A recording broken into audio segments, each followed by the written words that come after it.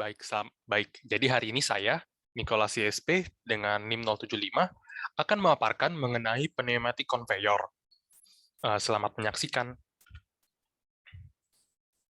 Jadi yang akan saya bahas pada kali ini adalah ada enam hal, yaitu pengantar alat, tipe-tipe alat, prinsip kerja, dasar pertimbangan, proses perancangan, serta perhitungan. Nanti kita ada contoh soal. Nah, pengantar. Apa sih pneumatic conveyor itu? Nah, pneumatic conveyor ini adalah sistem yang digunakan untuk mentransfer bahan padat, kering, dan bubuk curah dari lokasi ke lokasi yang lainnya. Nah, ini menggunakan sistem udara atau gas, gitu. Nah, jadi kinerja dari pneumatic conveyor ini dipengaruhi dari karakteristik benda padat tersebut. Nah, pneumatic conveyor ini dibandingkan dengan alat yang lain, itu harus didesain dengan sangat hati-hati dan membutuhkan skill yang tinggi gitu. Nah, lalu tapi biayanya ini lebih murah untuk jalur yang bisa dibilang rumit gitu loh. Nah, pneumatic conveyor ini sering digunakan pada industri makanan, kimia, dan tambang untuk mengangkut berbagai macam material, serbuk, granular, dan pelet. Nah, ini kelebihan dan kekurangannya bisa dilihat pada tabel, tidak dalam tabel. Nah, kita masuk ke tipe-tipe. Ada 3 tipe utama konfigurasi dari pneumatic conveyor system, yaitu pressure, vakum, dan kombinasi keduanya, yaitu push-pull. Kalau pressure itu di sini disebutkan oleh positive pressure system, kalau vakum, negative pressure system. Nah, seperti kita lihat di sini, positive pressure system ini merupakan salah satu yang paling sering digunakan pada industri. Nah, lalu untuk yang negative pressure system, jikalau ada dua penampung yang kita butuhkan untuk dialirkan ke discharge, maka kita menggunakan ini. Nanti ini menggunakan suction nozzle. Lalu untuk yang ketiga, yaitu push-pull, ini digunakan kalau misalnya kita butuh mentransportasi alat ini ke destinasi yang berbeda-beda gitu. Jadi kita menggunakan push-pull. Lalu kalau untuk jaraknya jauh juga kita menggunakan push-pull. Tapi perlu diketahui jarak jauh di sini kurang dari 1000 feet. Soalnya pneumatic conveyor ini batasnya hanya kurang dari 1000 feet. Yang pasti jarak ini lebih jauh daripada kedua tipe ini. Mungkin langsung aja lanjut next. Prinsip kerja. Nah, untuk prinsip kerja kita mungkin langsung aja dari video ya. Nah, bisa saya putar sekarang. Jadi pressure blower mulai berjalan, dan exhaust dari fan filter, lalu dari feed hopper dibuka, baru dialirkan dia ke discharge, yaitu destinasi yang dibutuhkan. Nah, ini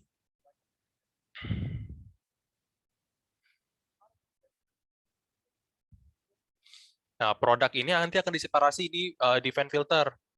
Nah, filternya ini nanti akan memfiltrasi gitu loh. Nah, yang feed nanti akan turun ke bawah, nanti akan jatuhnya ke feed hopper ini. Nah, kalau udah nyampe, nanti selesai, udah penuh kan? Tapi seperti kita lihat, pressure bawah tetap jalan. Ini kenapa? Karena ditakutkan masih ada sisa-sisa gitu loh, beritil-beritil gitu, feed solid padatan yang ada di pipa gitu. Jadi biar bisa untuk memperpanjang dan supaya feed-nya pun seluruhnya gitu loh, tidak kekurangan apapun. Nah, ini kalau kita lihat, ini kan sistemnya yang tadi saya jelaskan positif ya, yaitu pressure system. Nah, ini merupakan aliran dilute system, yaitu aliran yang paling sering digunakan pada industri.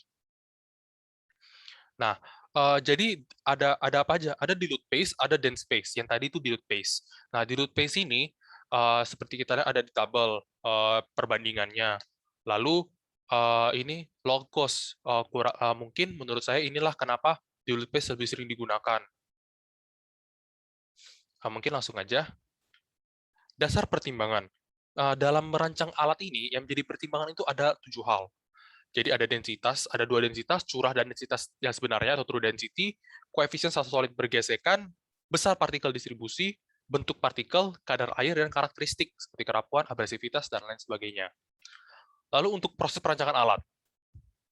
Langkah-langkah dalam proses perancangan alat, ini ada bertahap-tahap, yaitu kita tentukan karakteristik dulu, lalu kita menentukan sistem yang diperlukan, laju alir massa, diameter pipa, pressure drop, kecepatan gas pada feed point, menentukan alat untuk memindahkan gas, pengumpan padat, dan menentukan separasinya itu tadi, filter tadi. Nah, perlu diketahui bahwa pressure drop ini yang paling penting, karena kita kan bermain dengan tekanan dan gas. Nah, kalau misal pressure drop-nya lebih besar 20% daripada inlet pressure, maka yang perlu kita lakukan adalah kita perlu membesarkan diameter pipa dengan tujuan agar bisa membuat kecepatannya tetap sesuai dengan keinginan kita. Kalau misalnya ada gas ekspansi, nanti kan itu jadinya ekspansi gas kalau misalnya dia lebih besar dari 20%. Nah, yang terjadi adalah kecepatan itu semakin tinggi gitu. Jadi kita tidak bisa mengaturnya, yang bisa menyebabkan alat tersebut rusak gitu karena gas ekspansi, karena kecepatan tidak sesuai dengan desain alat gitu.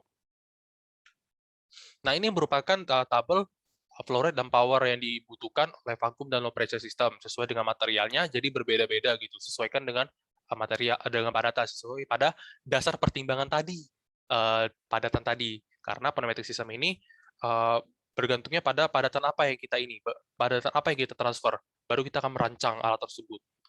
Nah, perhitungan desain alat dan contoh soal. Jadi seperti kita lihat, kita akan mempertimbangkan berbagai macam, seperti friksi contohnya. Frictional losses dan kerja kompresor udara. Untuk rumusnya ada di bawah ya, untuk menentukan panjang elbow, frictional losses. Nah, untuk frictional losses kita bagi dua. Ada yang udara dan padatan. Yang udara ada yang di W1 ini. Nah, untuk kerja yang dilakukan, ada W2, W3, W4, dan W5, itu ada di slide selanjutnya. Ini untuk kerja yang dilakukan pada padat. Jadi friksi pada padatan, ada 2, 3, 4, dan 5. Nah, untuk pressure drop ada di samping, menentukan pressure drop-nya. Untuk total dan dikonsumsi ada di bawah rumusnya, dengan nanti hasilnya HP per ton per hour. Semua perhitungan rumus didapat dari buku JP Cooper. Begitupun juga tabel tadi didapat dari buku JP Cooper. Untuk contoh soal, mungkin bisa dilihat pada layar ya. Pneumatic Lansora memiliki 300 feet, dan elbow lift dan lift 50 feet, lalu densitas solid sekian, dan sekian. Nah, total daya friksi yang dibutuhkan alat ini yang kita cari, yaitu kita menggunakan rumus W tadi. Total daya friksi, yaitu WF sama dengan sekian, W1 sampai W5 ditambah. Kita tentukan dulu laju alir massa padatannya berapa. Nah, habis itu kita tentukan laju alir massa udaranya berapa. Nah, ini seperti rumusnya. Laju air massa ditambah dengan dikali dengan densitas dikali dengan loss penampang. Lalu ini kita ubah dulu ke pound per sec karena kita menghitungnya dalam bentuk pound. Lalu untuk kecepatan linear udara kita sesuaikan dengan tekanan yang ada. Kan tekanan tadi kan 27 PSIA. Nah, kita tentukan dong 27 PSIA. Nah, ini 14,7 1 ATM kita ubah ke PSIA. Karena yang kita butuhkan karena dari soal PSIA, jadi biar sesuai aja. Next. Nah, lalu asumsikan kecepatan udara padatan sama, radiusnya 12D sesuai aturan. Lalu kita dapatkan radius dari elbow, LE, lalu daya friksi. Kita mulai dari udara, yaitu W1. Kita dapatkan hasilnya sekitar 451. Untuk W2 sampai W5, kita langsung kelompokkan aja untuk mempergampang. Lalu kita dapat, jadi kita buat WS saja untuk W2 sampai W5. Soalnya kan sama-sama laju alir massa. Air massa solid. Nah, dapat dong 3242. Nah, maka total daya friksinya kita tambahkan seperti yang tadi. Ini agar dipergampang aja, W1 ditambah WS. Jadinya sama dengan 3703,814. Total daya friksi pada alat tersebut sebesar segitu, 3703. Mungkin itu aja dari saya. Ada daftar pustaka yang saya gunakan, ada Cooper, ada Hall, untuk rule of thumb dan chemical process equipment. Dan ini link YouTube tadi. Mungkin sekian dari saya. Mohon maaf jika ada salah kata dan lain-lain. Saya pamit. Terima kasih.